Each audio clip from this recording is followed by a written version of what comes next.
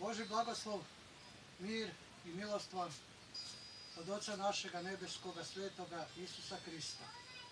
Evo nas ponovno u drugoj službi zajednice milosti koju snimamo. Do sada smo imali dosta službi, ali smo odlučili da ćemo snimati i prebacivati to znači na internet kako bi vi koji ovo pratite i gledate mogli pratiti i vidjeti. Prošlu službu govorili smo o upoznavanju, da upoznamo tko je Isus Krist, da znamo razliku između vjerovanja u Isusa i vjerovati Isusu.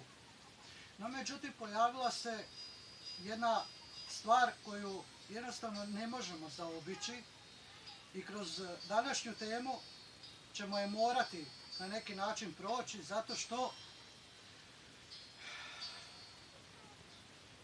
mnogi danas, kako bi ja se to izrazio, mnogi danas kršćani, pogotovo muškarci, ja sad ne govorim samo o tradicionalnoj crkvi, jer imamo katoličkoj ili pravoslavnoj crkvi, ili Jehovim svjedocima ili mormonima, govorim ovdje sada i o svim protestantskim crkvama.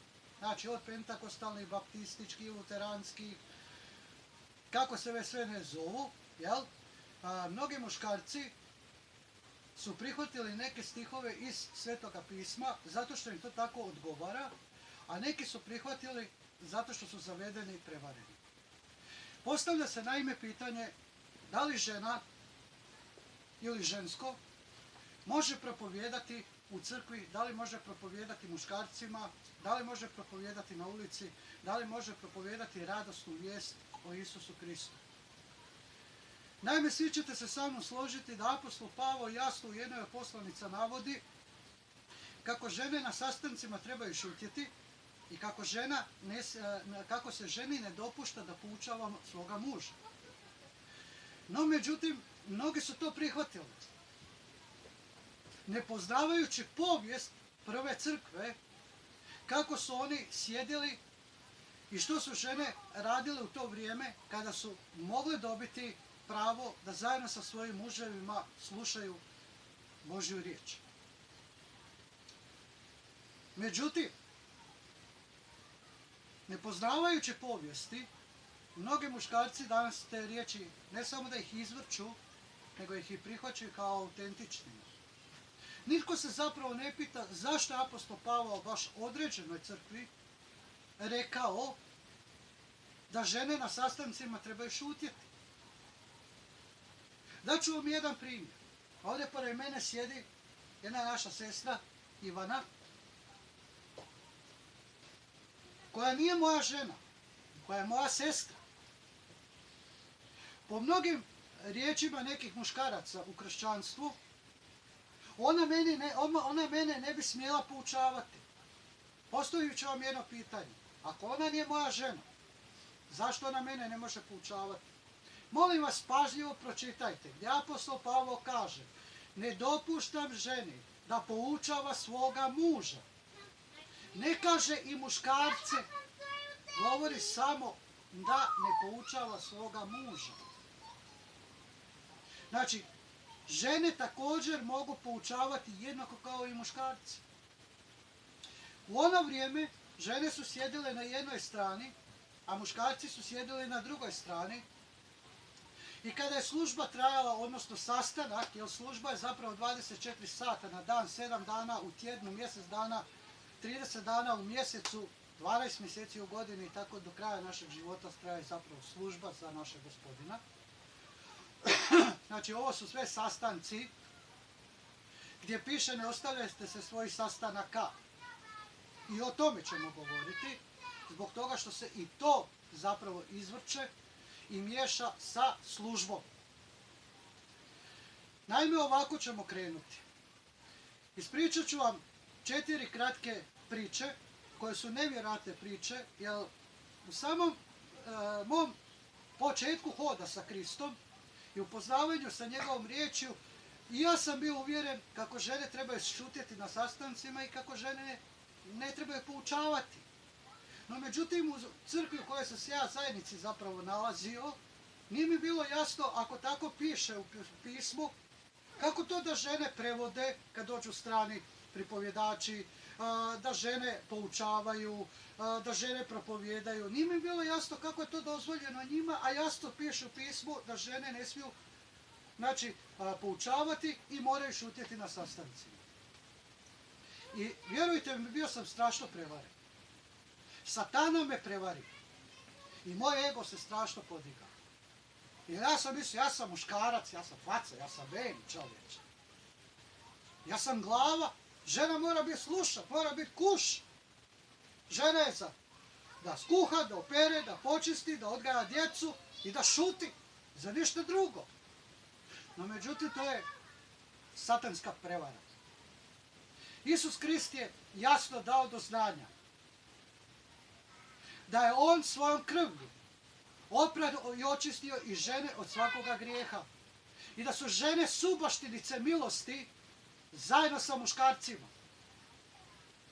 Uzmite svoje Biblije, uzmite svoje Nove Zavjete i ponovno ih proučite i pročitajte. Pa ćete vidjeti. Apostol Pavao jasno govori da sve ljude treba dovesti do poslušnosti vjere. Poslanica Rimljanima odmah prvo poglavlje o tome govori. Uzmite 3. poglavlje gdje isto govori o poslušnosti vjere. U 3. poglavlju čak govori da smo svi jednaki pred Bogom. Znači i muškarci i žene jednaki smo pred Bogom. Nema razlike. Evo vam 4 nevjerojatne priče. Uzmimo prvu priču, žena koja je krvarila 12 godina. Vi ovo koji sad pratite i gledate, koji poznajete pismo, znate o kojoj to ženi govorim. Vi koji ne znate, niste nikada čitali Novi Zavjet, slobodno uzmite Evanđelja i pročitajte i vidjet ćete o kojoj ženi govorim.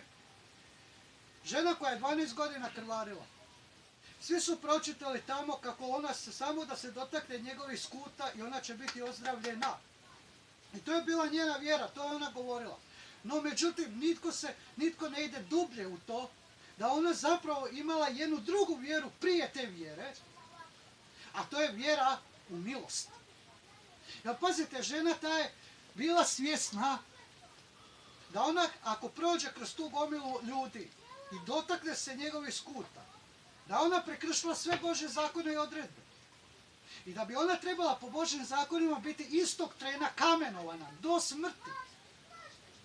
Ona se pouzdala u što? U milost. I ona je krenula. I ona je došla do Isusa i dotakla se njegovih skuta.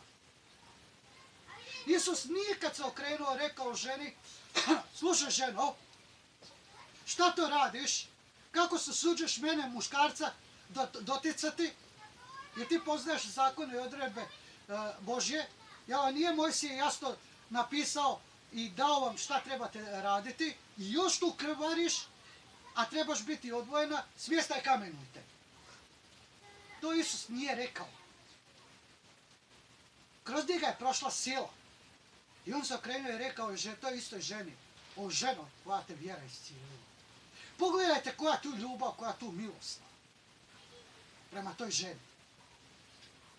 Ona je prvo svjedočanstvo u ženskom rodu kako Isus predivno radi. Idemo na jednu drugu priču. Isus i njegovi učenici idu i dođu do jednog zdenca, Jakov je zdenac, i sad umorni su od puta, učenici odoše u grad kupiti nešto za jesti, a Isus ostao na tom zdencu i dolazi neka žena da zahvati vode. Isus kaže njoj, ja ću ti dati vode. I ona je zbunjena, gleda u njega, vidi dubok bunar, nemaš čime da ohvatiti, kako ti meni možeš dati vode? On joj kaže, kad bi ti znala za dar Božji, tko sam ja, zatražila bi od mene žive vode, besplatno. I on je rekao, idi dovedi svoga muža. I žena njemu na to kaže, nema muža. Pravo govoriš, ženo, istinu govoriš. 4 muža koja si imala su umrli i ovaj 5 s kojim si nije ti muž. I ona sva onaka trk u grad Samariju, a pazite da pojasnim, ona je bila Samarijanka. Za Židove Samarijanci su bili pogani, zapravo u prevodu psi. Oni su bili zakleti neprijatelji. I Samarijanci i Židovi nisu mogli zajedno niti razgovarati, niti se družiti.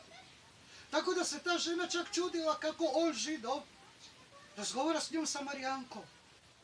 I ona otrči u grad i kaže ljudima da nije ono Krist, Mesija, pomazanik. Sve mi je rekao meni.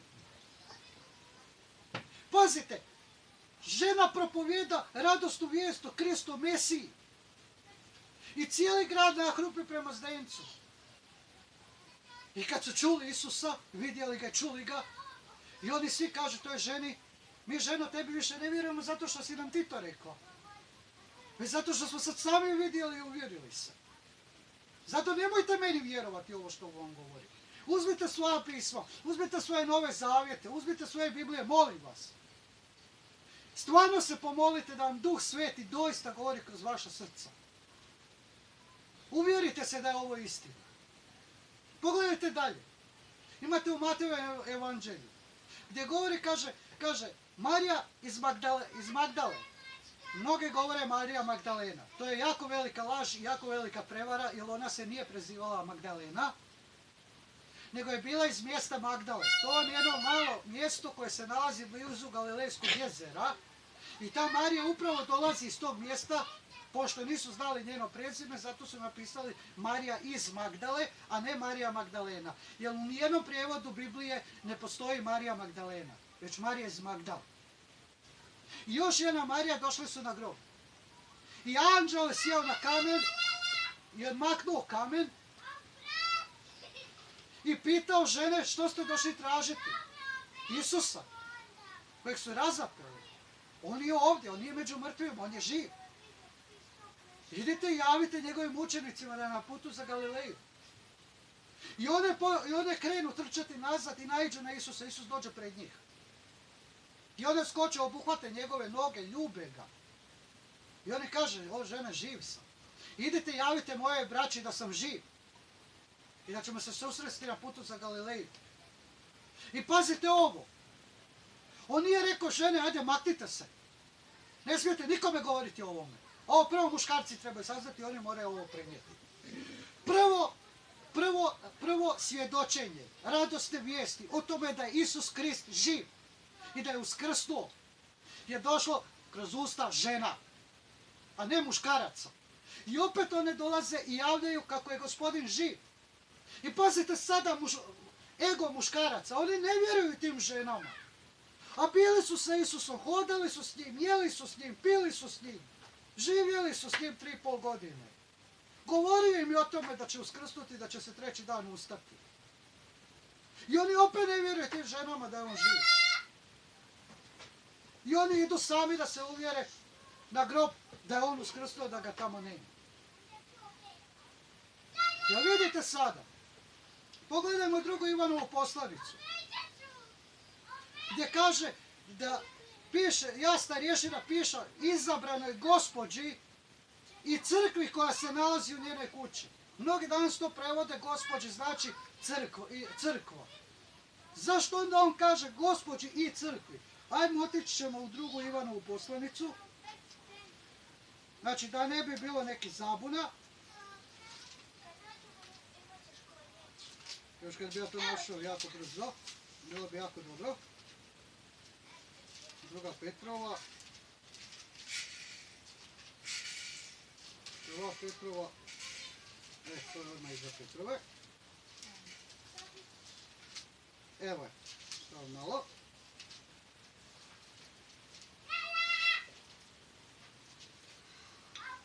Slušajte, molim vas ovo.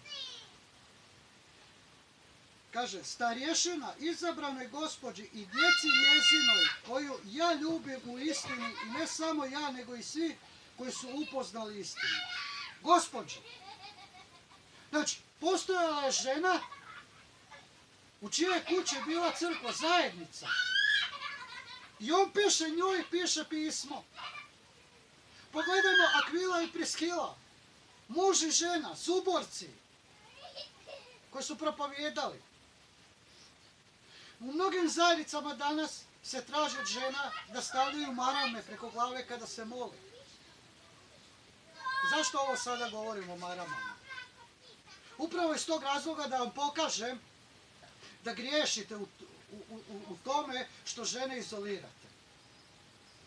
Zar apostol Pavao ne kaže da je ženi data duga kosa umjesto pokrivala, a da je muškarcu duga kosa na sramotu? Zar ne kaže? Ili je samo do vas muškaraca riječ došla, ili je samo od vas muškaraca riječ došla? Zar dobro prorok Joel nije prorok kad je rekao da će u Bogu posljednje dane izliti svoga duha na svoje sluge i na svoje sluškinje? Slušajte, svoje sluge i svoje sluškinje.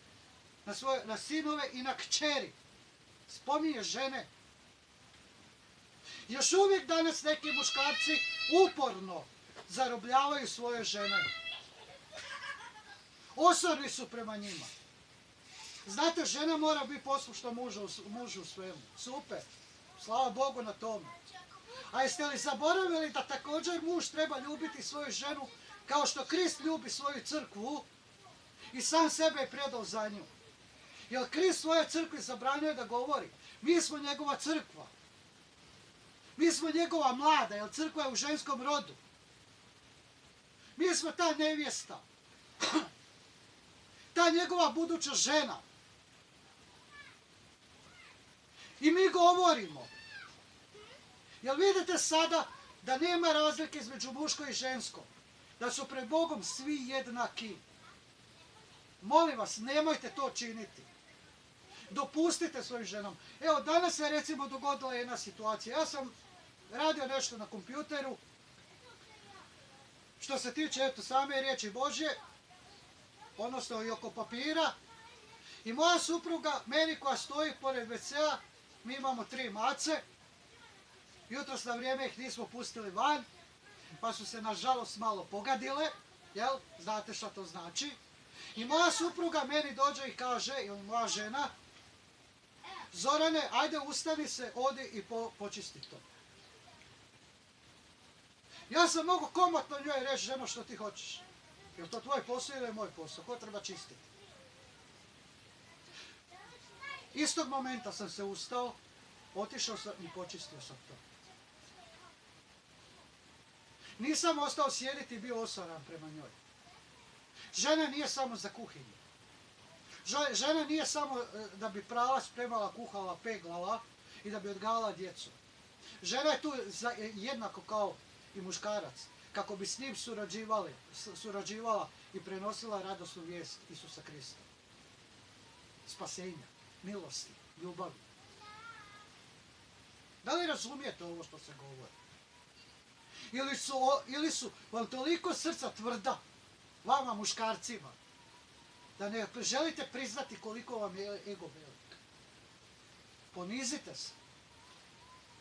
Znate kada su Isusa pitali o ženama, o udaji, ženidbi i tako dalje, o otpuštanju žene, Isus njima kaže, Mojsije vam je to dao zbog tvrdokornosti vašeg srca, da možete otpustiti ženu iz koje god vam je drago razloga.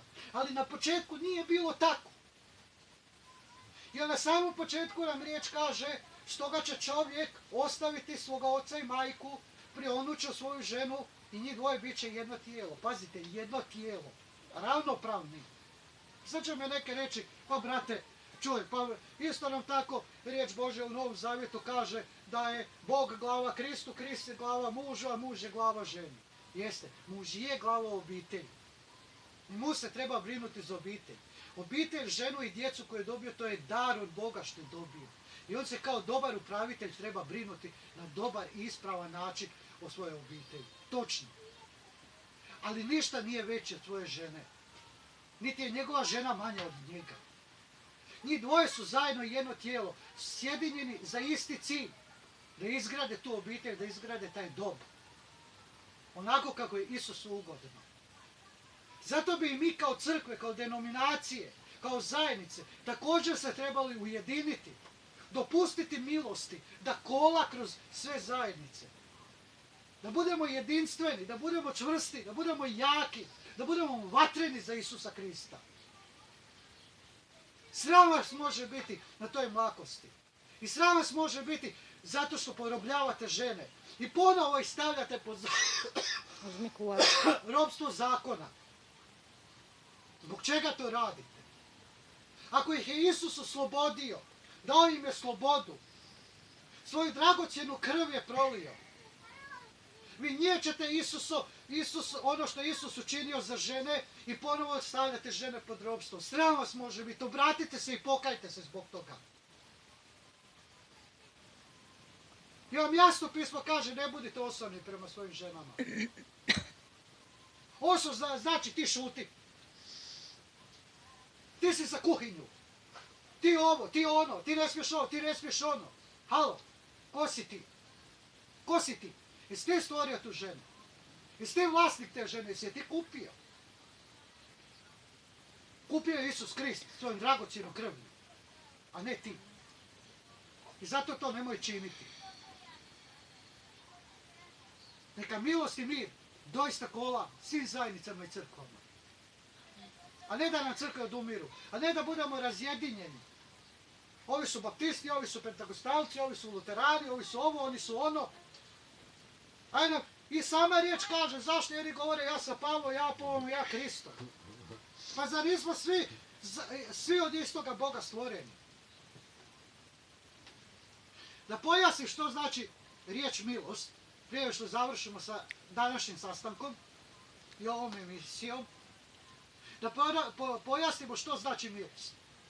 Imamo čovjeka, evo, uzet ćemo primjer sestru Ivanu, molim kamera da obuhvati. Imamo znači glavu, ruke, noge, trup, tijelo, jel tako? Nema nikakvih žica spojenih na njoj da bi se ona kretala, da bi bila uključena negdje u struju, da bi se ona kretala, da bi ona živjela. Što pokreće nju? Krvotok, krv koja kola kroz cijelo njeno tijelo.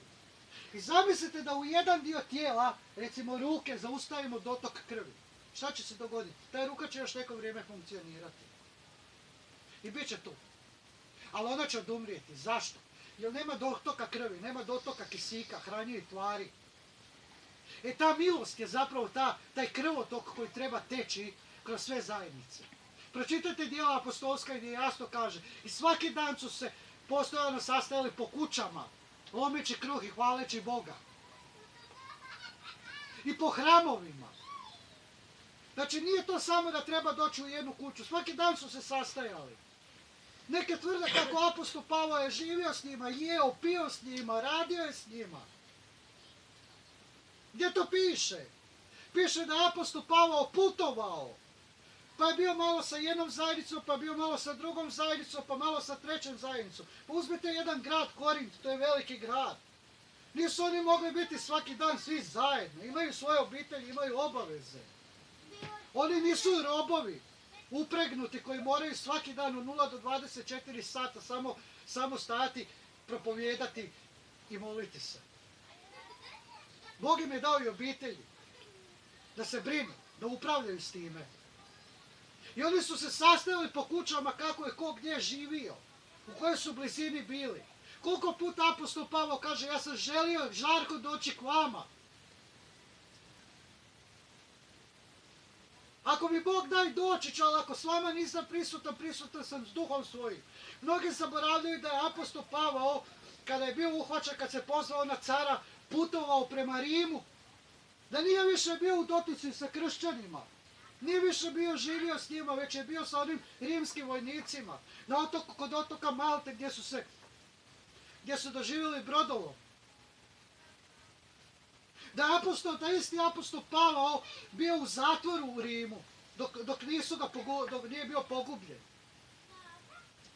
Da je apostol Pavao 14 godina propovijedao riječ, a da se nije susreo s nijednim od apostola, ni Petrom, ni Ivanom, ni s nikim od njih. Pročitajte malo bolje.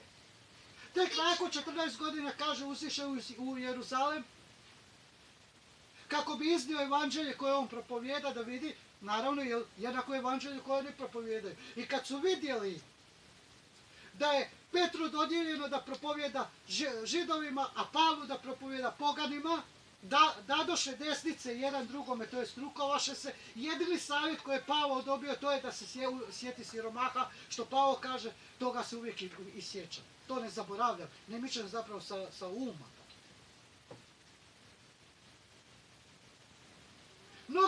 Mnogi se čude, evo, mi smo odlučili čak otvoriti humanitarnu udrugu. Što će nama humanitarna udruga? Pa zar Isus jasno ne kaže, mnogi će mi doći onaj dan i reći, Gospodine, Gospodine, zar nismo tvoje ime iscijeljivali, izgonili zle duhove? A ja ću im reći, odlazite od mene, jer vas ne poznam. Kad sam bio gladan, ne nahraniste me, kad sam bio žedan, ne napojiste me, kad sam bio gol i bos, ne obukoste me. Kad sam bio bolestan i u tamnici, ne pohodiste me. To ne znači samo u duhovnom smislu, već i u materijalnom smislu. Govorili smo u prošloj službi koliko je naše braće i sestara u oskudici. Ja vama svi koji tako radite. Prihvatite milost Isusa Krista. Sjetite se kraljice Estere iz Staroga Zavjeta. Kad je molila za svoj narod. Nije se pozvala na zakon i odredbe Bože, već se pozvala na milost. Sjetite se kralja Davida koji je svog najboljeg prijatelja poslao da pogine kako bi se dočepao njegove žene. Kada mu je ta žena je rodila sina i sin je umro. Nije se pozivao na zakon, jer on je zapravo po zakonu, iako je kralj trebao biti kamenovan do smrti, pozvao se na milost. Iz Davidove loze dolazi Isus. Pustite milosti. Znate šta, mnogi će sada možda i ovako misliti, možda i reći. Pa ovaj kako propovijeda, znači mi možemo sada griješiti i raditi šta hoćemo, baš nas boli briga i pozvat ćemo se na milost i sve će biti dobro. Slušaj me, ti koji tako misliš, zaslužuješ osudu. Ali neću ti suditi ja. Sudit će ti Isus. Kad sjede za svoje prijestolje, kad bude sudio. Zato nemoj tako misliti. Mi trebamo činiti dobra djela i činiti onako dobro kako je Isus činio. I dopustiti Isusu da nas vodi po duhu svome. A ne da radimo loše stvari.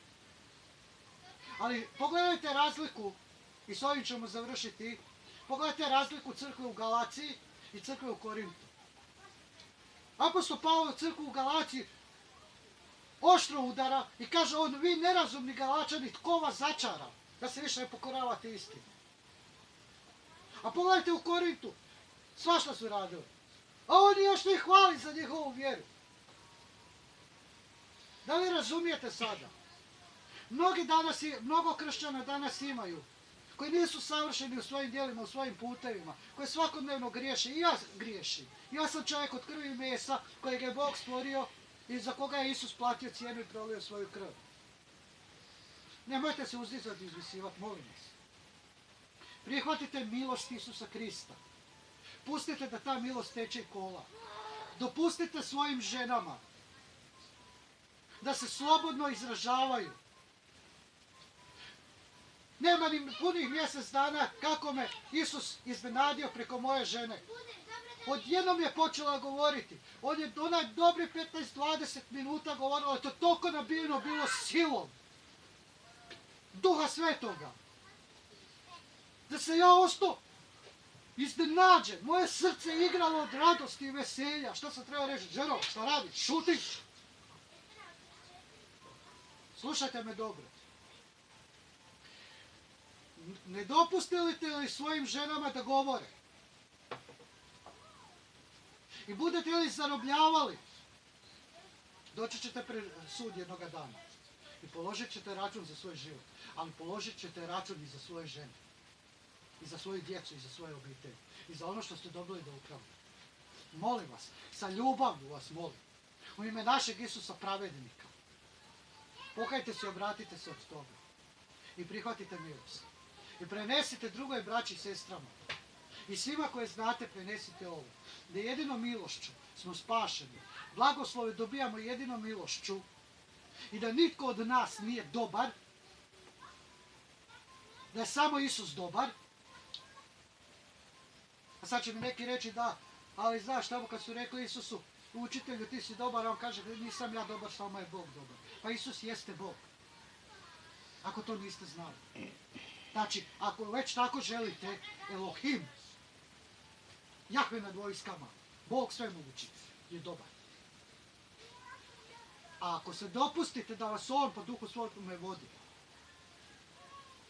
vaša dobrota će biti u Isusu Kristu. Jer niste pravedni zato što ste vi pravedni zbog sebe, već zato što Isus Krist bio pravedan. Po njemu smo pravedni, po njemu smo sveti, po njemu smo dobri. I držimo se Isusa Krista. Neka nam bude alfa i omega, prvi i posljednji u životu. Neka nam bude iznad svega Isus Krist. Bože vam blagoslov, milost i mir od našega Boga Oca Svemogućega i Isusa Krista. Dobro razmislite o ovome. Nemojte, poslušao sam, pogledao sam, imam dalje obaveza, moram obaviti. Sjedi 15-20 minuta i razmisli o ovome. Dopusti Duhu Svetome da te vodi. Nemojte voditi samog sebe i nemojte meni vjerovati za sve ovo. Uzmite svoje Biblije, uzmite svoje Nove Zavjete ili cijele Biblije. Stvarno srcem se pomolite Duhu Bogu Ocu, Duhu Svetome da vas vodi kako bi upoznali istinu i kako bi mogli ispravno tumačiti ovu riječ. Milost i mir od Boga Oca našega Isusa Krista. Pozdrav.